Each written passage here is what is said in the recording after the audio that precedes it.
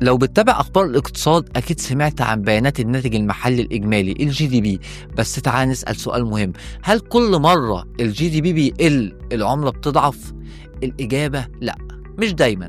تخيل معايا، بيانات النمو بتظهر أقل من المتوقع، المفروض والطبيعي الدولار يضعف صح؟ لكن فجأة تلاقي الدولار بيطير. طب إزاي ده بيحصل؟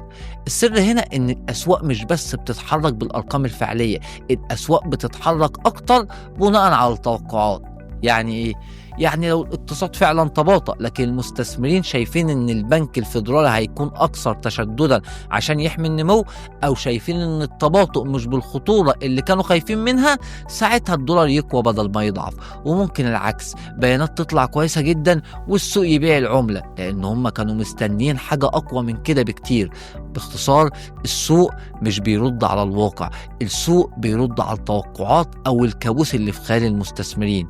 فالخلاصة، وانت بتتداول على بيانات اقتصادية زي الGDP، خليك دايما فاهم مش الرقم بس اللي بيحرك السوق، دي كمان مشاعر السوق وتوقعاته. عشان كده القراءة بين السطور أهم بكتير من قراءة العنوان الكبير.